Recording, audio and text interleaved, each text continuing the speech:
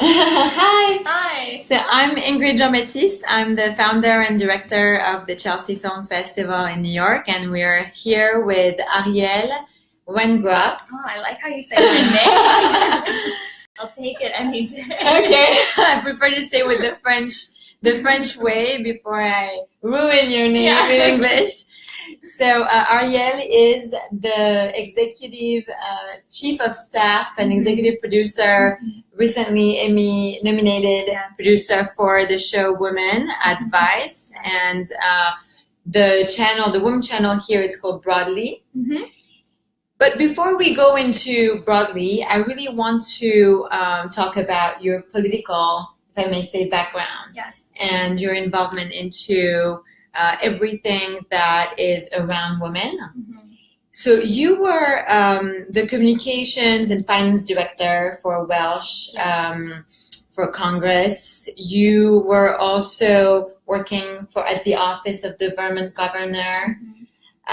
You are also a writer, of course, but you founded the Barn All, and you were the former commissioner on the Vermont Commission on Women and former member on the Vermont Board of Libraries. So you have a very strong, interesting background, and you're also sitting on the board of Lesbian Who Tech. Yes.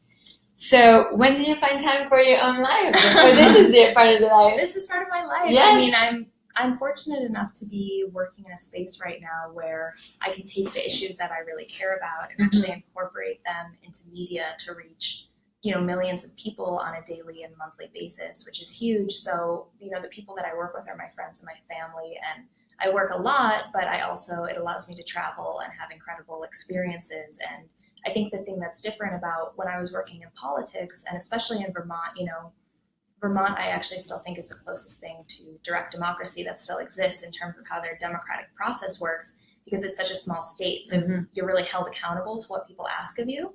And that's really rare nowadays. But the thing that I realized is it was such an insular ability to actually get things done. It was like the process started with no, and it was good people, but there was only so far you could reach. So what I really loved about media, and especially about Vice, is that it's really a company that starts with yes.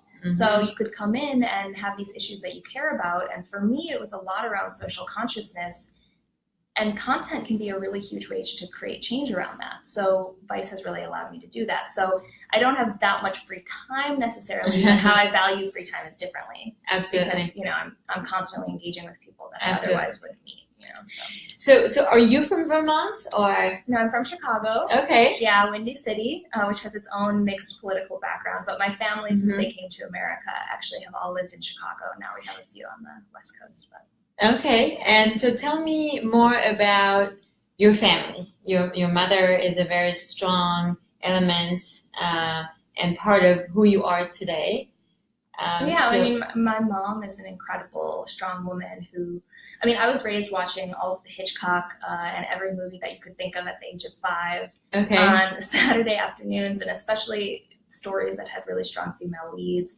We always grew up in a household where I knew who Susan Sontag and Gloria Steinem and these incredible women were. So it was ingrained with me at the beginning of my life. And as a therapist and someone who's really interested in the idea of allowing people to find their own path and make their own changes, I grew up wanting to be a really good listener, but also very curious about how people interact in the world, with a lens on making sure that women always have an equal opportunity around that. My mom was a huge influence in that and still is. So as I've progressed in my career, in whatever realm it's been in, my eye has always been, okay, who in this story are we not taking the 10 seconds to talk to, right? Why are we going to this place and we're focusing on this issue, but we're interviewing maybe 80% of the time we're interviewing men, or we're focusing on legislation that's not thinking about the impact that women are going to have in that. And of course, it's not so gender binary all the time, but it's something that's made a huge difference for me. So yeah, I definitely am always sort of have my mom's voice in my head.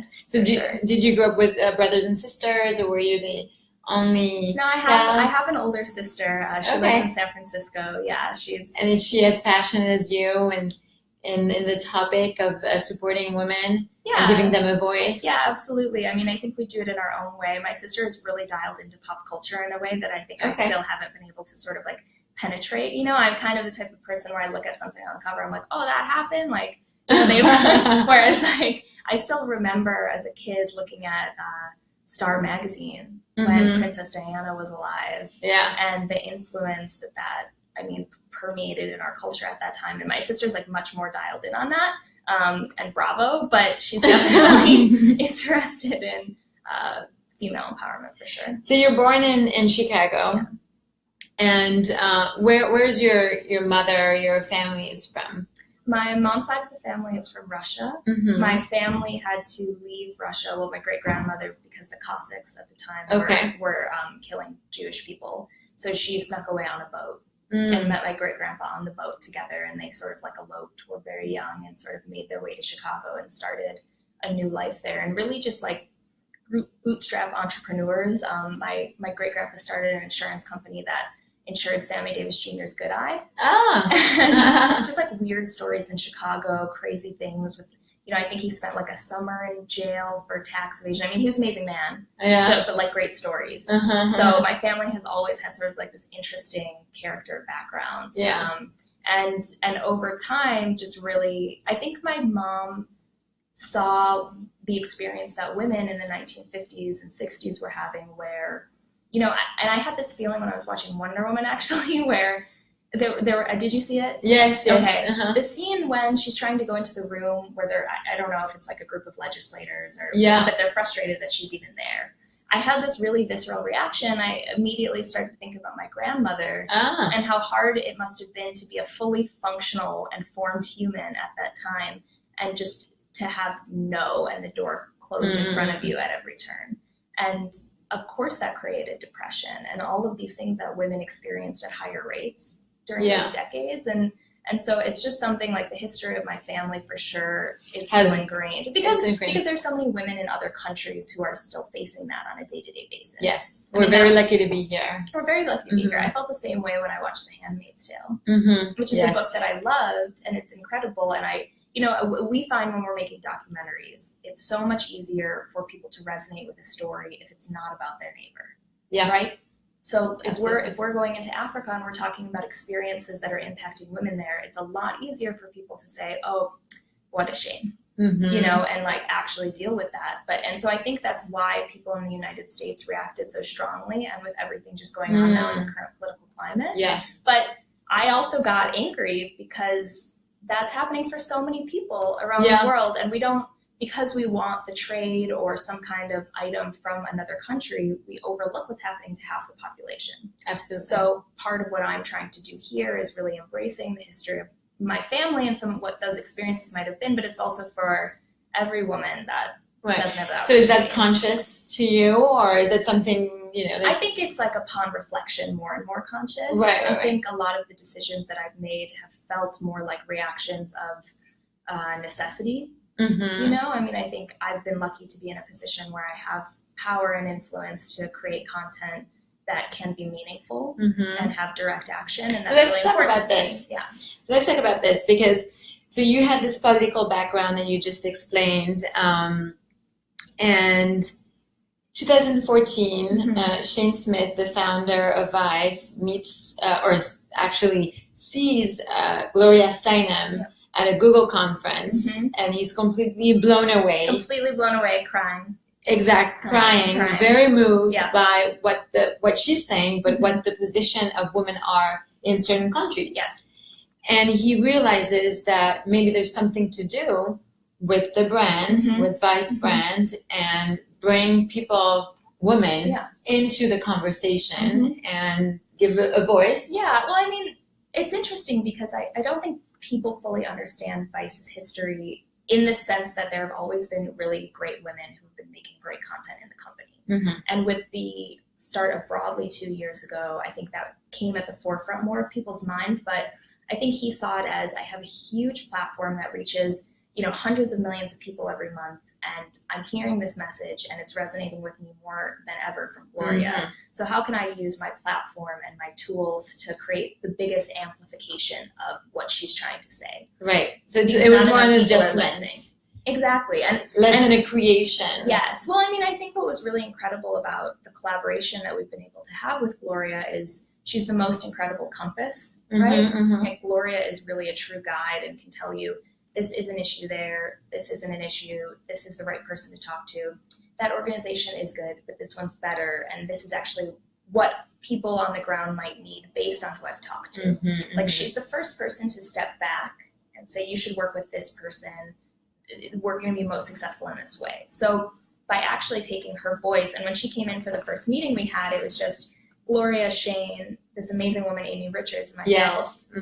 And she was like, best editorial meeting I've ever had. Because she said, my whole company is yours. I mean, at the time, we didn't even know Viceland, our TV channel, was going to exist. We just wanted to do something with her. And then it evolved over time into Woman. Yeah, and this is something you've never did before. No. To be an executive producer of a show. And so how was that experience? Because was it a little bit scary at the beginning? Incredible. A bit of scary, a bit of being scared, a bit of, you know, lots of learning. I mean, Shane gave me a huge opportunity and had a lot of trust by essentially saying at the end of that meeting, okay, this is Ari's project, which, I mean, I'd been learning, I was able to learn a lot from him and working on our HBO weekly show. But to be perfectly honest, I have a background of digging into why people do things, but I don't have a background in production. So it was a leap of faith, and it was a team effort. We had an incredible team, an all-women team that we used to do the storytelling, and just really an amazing experience. So Gloria was not on the trips. She didn't go, she didn't travel, but she was there behind the scenes, making sure that you go to the right organizations and talk to the right people. Gloria made sure we were talking to the right people, and she also made sure that the ethos and the thesis of the show stayed true to her overall message, which is really that if there's violence against women, and we continue to ghettoize these things that we call women issues, even though they're happening to over half the population, we can't move forward globally or deal with systemic issues that we have. And until we really own that and own the history and own the current state of what's happening in these places, we can't actually be a better society. And that's true for here at home as well. So no, we sent local, like, different young women to actually go down and be hosts. And it was important for us also that these women we didn't want anyone to ever feel like we were pointing a finger.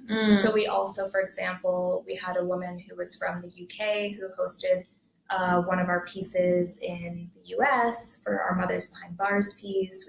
So we really tried to always diversify the type of people we were working with so that they had a unique perspective and have also lived experiences in other systems where they might have something to bring to the table that we don't know about. And then we also partnered with a local organization at the end of each episode. So that's really the impact that you're doing. You're not only showing, but you're saying to people, if you want to be active, you can also, here's how. Here's how, and do it right now. And we got what we called episode ambassadors, who are really different influencers who created like really personalized content that they shared on their social media, and we amplified it. And for example, our video with Emma Watson for CamFed, which is in Zambia, raised more money in the fastest period of time for them in the history of their organization. Oh, wow. And it sent over 300 girls in Zambia to school for a year for free and provided also access to transportation for them to get there. That's wonderful. And that was literally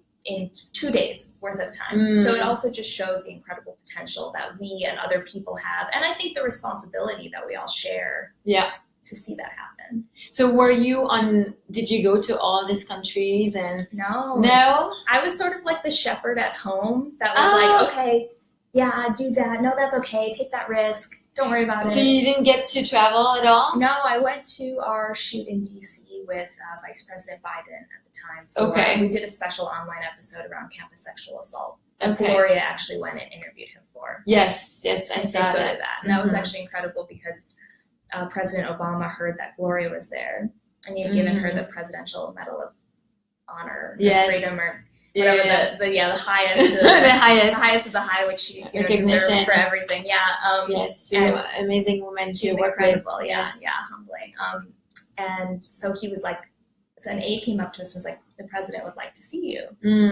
And I kind of thought they just meant Gloria, which I was like, that's cool. But it turned out we went over to the West Wing, and he actually invited Amy and Gloria and me into the Oval Office. So it was Amy, the vice president, President Obama, Gloria, and me. Wow. And I was just trying to stay conscious of even what was transpiring in the room at that time, because I was like, is this real? Where am I? And so we sat down, and the president was like, okay, what are you doing here today, essentially? Why are you guys here? And he just kind of like, he leans over, and he's very soft-spoken. It's like, because he's amazing. And Gloria was completely overwhelmed, because it actually turns out that the last time she'd been in that room was with JFK before he flew to Dallas. So she was really emotional, and I think also just has a love affair for the president, because he's amazing. So she turns to me and she grabs my arm and she's like, Ari, I'll tell you, because we're here with Vice. So I just started to talk about, what we cared about around women's issues, and we had this amazing 15-minute conversation. He was really gracious to do it. So I did get to go on one shoot that ended up being really good, but, well, but definitely that's a different experience. Yeah, that's different. No, because on top of doing the show, I'm sort of running around here like a nut, so I couldn't really go in the field too much. That's the producer's There are job. other people who are very good at that. on the films. Yeah. And I watched this episode where it takes place in Congo, the Democratic Republic of Congo, and this mother is meeting with the doctor and telling the doctor that unfortunately her 6-year-old just got raped multiple times. And so the interesting way that Vice shoots and cuts to the reporters and see the reaction, this is really the Vice brand and Vice fashion. Right, so can you tell me about that? Because this is very different journalism. Yeah. And I come from France, and this is something that we don't usually show. The reporters and their reaction, and they have to be very strong. And of course, that episode in particular, I think, was the hardest to shoot and to cut, to be honest, because there was so much more footage that we didn't include, and we really had to have the conversation of, we felt like it was important to show this because we wanted to show the extremity of which the sexual assault against women and minors is growing in the DRC. And Dr. Mukwege, who is an incredible human on the ground there, is doing amazing work, but there are multiple attempts on his life, and now people know about the tragedies there. But we had to really come to the line of what is too much to show and how much can our audience handle. And I think for us, what's amazing is, when Vice started to shoot like this, people sort of called it the Hunter S. Thompson sort of gonzo journalism of having someone on the ground. And we like a guerrilla. Yeah, because we really pride ourselves on having a very small crew, low impact, being very respectful of the community, and our hosts, and them being young and having those reactions. I mean, still having a tempered response in the situation and trying to be really fair and not biased, but it allows our audience, which is millennial and younger, an opportunity for them to feel like they themselves are on the ground. And they would, of course, have a strong reaction to hearing something so horrific as a 6-year-old being raped. And not making an assumption, but also being cold when you're, for us, it's like, we're telling news and we're telling a story, but we're talking to humans. And there is a human emotional component that is unavoidable. And truthfully, if we want to create meaningful change, you have to have that person-to-person connection. Absolutely. I mean, that's one of the things Gloria talks about. Like, our sort of tagline around the show was actually be a witness, primarily because you can change your perception and your actions based on what you know and what you feel, right? We talk about it all the time in terms of how people have actually changed their perceptions, especially more conservative folks, around LGBT awareness when they know someone who actually is an LGBT person.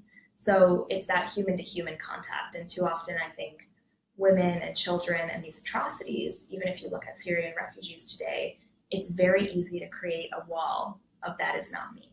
And when you have these personal connections and vantage points, you say, okay, that could be my sibling. That's my friend, and I think it's really hard for most people to forget that. So how old were your reporters, the women reporters like that mid-20s? Yeah, that's pretty young. Mid to late 20s, yeah. To be confronted to these realities. And had their own personal experiences. Like, we didn't even talk about the fact that Michelle DeSwart, who was our host for Mothers Behind Bars, actually grew up with an incarcerated mother. So she was speaking to young kids and had a very personal sort of reaction. And I think it really helped her actually in the way that she approached the story, because she had an understanding when she was speaking to this 9-year-old girl of kind of how to frame her questions and what would be received and how to best speak to her about something that, is really overwhelming for a kid. Because when she was little and she used to visit her mom in a facility, she thought like that was sort of a normal thing. She didn't realize what was going on at the time. So we just always try to be really respectful of that when we're going into someone's home or community. So woman was really the genesis of Broadly. Well, it's sort of funny because they kind of come from two different lenses, right? Yeah. Like Vice has a wonderful history in the sense that it started as a skateboard magazine by two guys, where it was really founded in lifestyle and culture. And then when we were always doing news without realizing we were telling news stories, and then made more of a focus around news, and that really kind of exploded with the work that we did in Ukraine and our exclusive in ISIS, even with the work we did last week in Charlottesville. And so I think Woman is really rooted in more, it is obviously about culture, but it does have sort of that news component to it overall. Broadly, I think what's amazing is Broadly is sort of this underground, curious, thoughtful young woman who might be interested in women, but she also might be very interested in horoscopes and the culture of really great new artists. And so because of your there's a lighter side. Yeah, I mean, I think, Broadly was also an incredible team effort of a lot of these women who are in the office who have already been doing amazing content on our other verticals, but we wanted to create a larger voice for people to understand, especially women, that they could come into the Vice ecosystem and that there was content for them there. Because we'd already been making content for women, but we have so many articles that get made every day. Yeah. Not enough people knew that, right? Right. So Broadly is sort of the vehicle for that. So we definitely put a lot of extra content that we made for women on Broadly and continue to follow the stories through it. But they definitely, in their own way, have their own identity. And we're sort of excited for that to continue to grow. That's great. So what's the future for Broadly? Yeah. Is there something specific that you're working on, or? I mean, we sort of have two different lenses, right? Like our horoscopes do extremely well, and we're excited to continue to do the work that we're doing around trans rights, which our writer Diana has incredible sort of knowledge and awareness and gets scoops on. Same thing around reproductive access. But we also are very rooted in culture and trying to kind of keep that Vice side of it and funkiness alive. So we'll just be continuing to grow and scale the brand. I mean, it's crazy, but it's grown to actually be one of our top sites for Vice. Yeah, it's our third most popular site actually. Wonderful. So we're just going to continue to scale it. Congratulations! Thank you. Yeah, and just keep working on Woman and it's been 2 years on. Yeah, 2 years actually this month. Yeah. This month. Yeah, that's great. That's perfect. Yeah. So no, we're excited about it. I think we're just going to keep doing what we're doing, but just try and do it larger and louder. Yes. And the truth is we actually started talking about witchery and that stuff before. Oh yeah, I saw that on your Instagram. Yeah, that's a huge thing for us and our audience. Yeah. So we're just always trying to, take a different path, which I think Vice does in general. But. Are you working on the second season for Women? We are. We're doing pre-production, and we're always. Is something you can talk about now, or can't get into the details of it. But Gloria and Amy and me are always sort of talking about the stories that we want to be covering. And the truth is Woman really allowed so many different people to reach out to us that maybe hadn't realized that Vice was the place for them, for their stories and their voices. So there are things we've been doing along the way. We did an interview with Malala about some of the issues going on in Syria and others, and this Girl Power tour she's doing. We did some work with Nadia Murad around what's going on with Yazidis, so and particularly women who are being sexually abused there. So we're doing stuff in between and then just also building out for the future. That's great. Yeah. So do we have any questions for Ariel? I mean, the only question we had is where do you want to see Broadly go? And you pretty much answered that. So. Okay. Oh. So Sissy is saying, sending all the love and fire to these women who create and bring art to this world. Thank you, Sissy. Wonderful artist with a message. Great. Yes. There's a lot of different, there's a lot of likes, a lot of people that joined. Excuse me? A lot of hearts. A lot of hearts. And there are a lot of hearts. Good. Yeah, we can see the hearts from here, but then after we posted. So we just launched this series on Women's Crush Wednesday, a campaign where we're empowering women that are actually supporting the Chelsea Film Festival. And so you will be one of our speakers at the Real Magic Hour. Very excited. Yeah. Yes, we're very excited to have you, and we'll have also Barbie. That is working with you. So all the worlds are aligned, and we're very finally. Finally. So we're very happy to have you in about 2 months. Great. Less than 2 months now. No, we're excited, and Broadly's excited, and thanks everyone for. Is there anything else that you want to share about Vice and Broadly or yourself? And maybe a little advice for these women that are actually journalists, but they're young and they know it's a challenging place to be in right now, just being a woman, a critic and journalist, reporter. I think one thing that I would definitely say if you're starting out and you're new is it's never been a better time to be a journalist, actually, despite what you might be hearing about digital sites closing or anything. I think the biggest thing you're going to have to do is ask. The best advice I heard once from someone is it's very rare someone's going to walk up to you and shake your shoulders and say, I think you have something to tell me. So ask, be scared, cold call. There's someone who will say yes and take a chance on you, and your story and your thoughts are valuable, which I don't think people get as feedback enough. So just my email is ari@vice.com. You can hit me up. I was going to ask you, where can we follow you? So on Instagram as A Wengroff, which is just my A and my last name, or you can email me at ari@vice.com. But I'm on all the social media platforms. Yes, and we'll post your information on the Facebook and Instagram. Yeah, definitely. And thank you so much. No, thank you for having me. Yes, it was great to have you. We're so honored to have this little talk. So glad you're here. And we're here in the Vice offices also. So, yes. We are here at the headquarters in New York City. Great. We have a lot of people following us and looking at our platform from France. Well, we have an office there as well, so that's great. Vive la France, Vive la France. Okay, well, and vive Vice. Thank you. Thank you, Ariane.